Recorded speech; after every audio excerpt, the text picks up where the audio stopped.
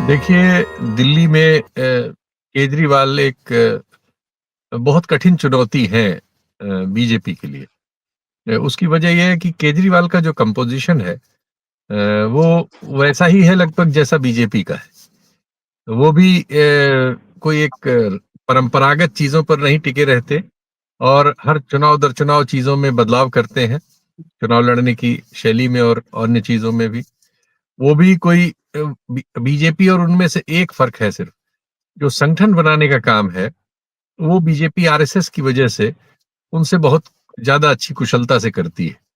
लेकिन केजरीवाल इस मामले में हर चुनाव में एक नया संगठन किसी ट्रिक से बनाते हैं। जैसे वो एमसीडी का चुनाव लड़े तो उन्होंने वहां लड़ने लायक जो भी लोग थे सबसे फॉर्म वॉर्म भराए, सबको ले लिया और फिर उसके बाद उसमें से किसी एक को दिया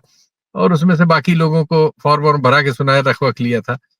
अब इस चुनाव में वो चूंकि संगठन को लेके जरा सा इशू है उनके सामने, तो उन्होंने इसको पूरा कारपोरेट शैली में दे दिया है। उनके एक जो राज्यसभा सांसद हैं, जो आईआईटीएन है, वो इन मामलों को देखते हैं, तो वो प्रोफेशनल लोगों को हायर करके कार्यकर्ता के तौर पे सब जगह इंगेज कर रहे हैं। और उन्होंने दरअसल ये जो योजना 2100 रुपए देने की चुनाव के बाद इनसे बीजेपी से पहले अनाउंस की, चूंकि उन्होंने कैंपेन भी पहले अनाउंस कर लिया था, तो उसमें उन्होंने करीब 12 लाख से ज्यादा रजिस्ट्रेशन कर लिए। उससे बीजेपी घबरा गई और बीजेपी के कई कोण कई जगह से निकलते हुए आए। जैसे हमने देखा कि स्वाति मालीवाल का एक एक्टिव हुई, एक दो जगह गंदगी वगैरह के वीडियो बना के उन्होंने केजरीवाल को निशाने पे लिया। जैसे हमने देखा कि खुद एलजी उतर पड़े और ट्वीट करके उन्होंने भी गंदगी के एक मुद्दे को इशू बनाते हुए सरकार को चुनौती पे लिया। जैसे हमने देखा कि इस योजना के मामले में आज सरकारी अधिकारियों की ओर से एक स्पष्टीकरण अखबारों में छपवाया गया,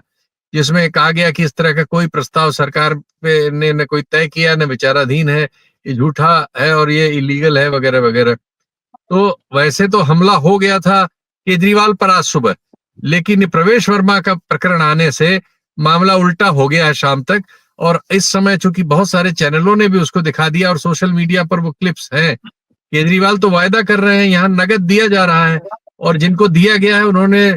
राष्ट्रीय चैनलों को, कई आज तक में और एबीपी न्यूज में और अन्य में, ये उनके संवाददाताओं ने रिकॉर्ड किया है कि वो बाकायदा बता रहे हैं कि हाँ, हमको पहले कोई कार्यकर्ता मिले थे, उन्होंने हमारा रजिस्ट्रेशन किया था, हमको आज बुलाया गया था और ये लिफाफा दिया गया है, उस लिफाफे में वही सब जो आपने बताया है, 1100 रुपए के साथ वो सब है। तो ये तो भाई एक, हालांकि अभी चुनाव घोषित नहीं हुआ है, ये बेनिफिट ऑफ डाउट टेक्निकली ले सकते हैं वो, लेकिन वो चुनाव नहीं घोषित हुआ है तब भी ये तो किया ही गया कि चुनाव को प्रभावित करने के लिए आपने कैश सचमुच में बांटा। वायदा करना शायद उस तरह से अपराध अभी तक तो कहीं सिद्ध नहीं हुआ है, लेकिन कैश बांटना तो अपराध है। तो ये कठिनाई उनको होगी आने वाले दिनों में, चूंकि केजरीवाल अपना कैंपेन बहुत एग्रेसिवली करते हैं, पिछले चुनावों में हम लोगों ने देखा है। उनकी बस वही समस्याएं जो मैंने कहा कुछ हैं, जैसे आज उनके कुछ कार्यकर्ताओं ने जंतर मंतर पे या रामलीला मैदान पे मुझे कुछ उन्होंने वीडियो भेजे हैं, एक विरोध प्रदर्शन आयोजित किया था कि उनको उनकी उपेक्षा की गई है और 15 साल उन्होंने पार्टी में लगाए और पार्टी अब जो है कारपोरेट शैली में लोगों को हायर करके तनख्वाह दे के कार्यकर्ता चला रही वगैरह, इस तरह की आलोचनाएं हैं उसमें, वीडियोस भेजे हैं उन्होंने। तो ये सब कठिनाइयां केजरीवाल के सामने हैं चौथी बार के इस चुनाव में, लेकिन इसके इसके बावजूद वो बड़ी कुशलता से उन्होंने पिछले 1 महीने सवा महीने में जेल से बाहर आने के बाद वातावरण में अपने को प्रासंगिक फिर से कर लिया है, इसमें कोई शक नहीं है।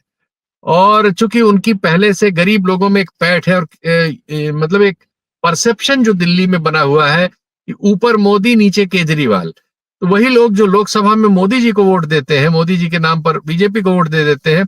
विधानसभा में वही तमाम लोग जो हैं वो केजरीवाल को प्रेफर करते हैं। इस धारणा को पुष्ट करने में वो 1 डेढ़ महीने में कामयाब से दिखे हैं। उनकी सिर्फ एक दिक्कत है कि कांग्रेस इधर देश भर में बढ़ रही है। अगर कांग्रेस बढ़ती है तो माइनॉरिटी वगैरह के और दलित मतदाताओं में एक जो शिफ्ट संभावित हो सकता है, अगर कांग्रेस बढ़ती है, नजर आती है इस तरह से, वैसे ऐसी नजर आने लायक परिस्थिति लग नहीं रही है,